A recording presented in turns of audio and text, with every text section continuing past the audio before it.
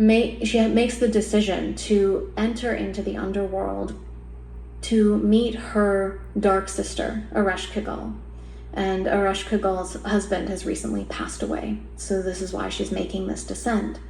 And Inanna, who is known as the Queen of Heaven, sometimes she's called the Queen of Heaven and Earth, she comes to the entrance to the underworld adorned in her 7 powers, which are symbolized by 7 pieces of clothing, a crown and a number of other, robe and so on.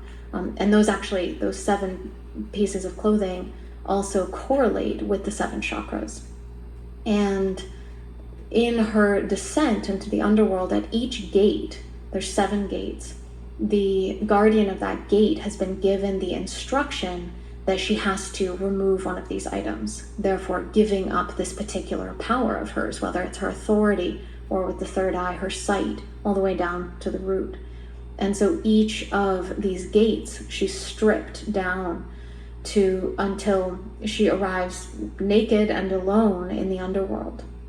And here she encounters a panel of judges, as well as Ereshkigal, her sister, and they deem her to be guilty.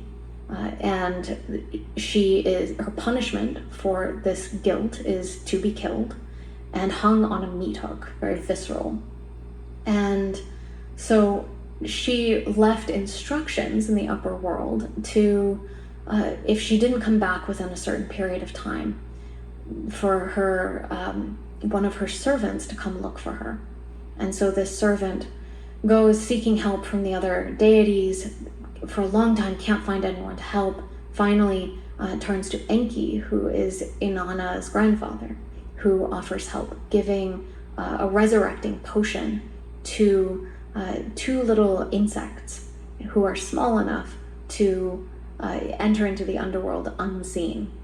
And there's a whole connection with the underworld and, of course, the invisible phase of Venus. And so they come down, and when they arrive in the underworld, Ereshkigal is in labor pains. And in these pains, there's no one with her. And so these 2 little beings sit with her. They hold space for her until she has given birth and moved through this pain. And she's so touched by their attention and their care that she says, what can I do? What can I offer in return? She's never been cared for in this way. And they say, we're actually here for Inanna. Can we take her back up? And so Ereshkigal agrees. And so they give her drops of this potion, one for each of the days that she is in the underworld or in her invisible phase. And she's reborn. And that rebirth, that moment aligns with when Venus is exactly conjunct the sun at that Kazemi point. And so then she's reborn and she's able to return. But there's an agreement that she makes with Ereshkigal that she has to send someone in her place. And so when she comes home, she's feeling this kind of weight and responsibility. Who am I going to send down into the underworld in my place?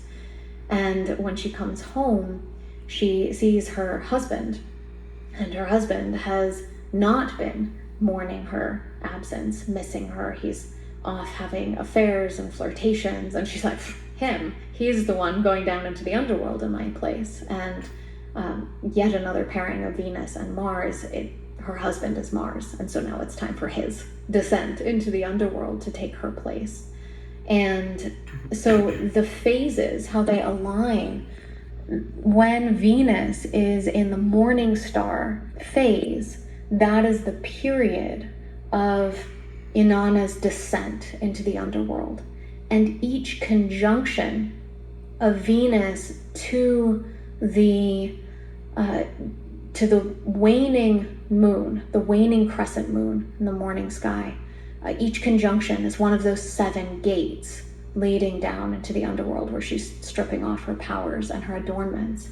And then the superior conjunction is when the superior conjunction, I believe, is the phase when she spends 50 days in the underworld, or 50 days behind the sun, or hidden, invisible.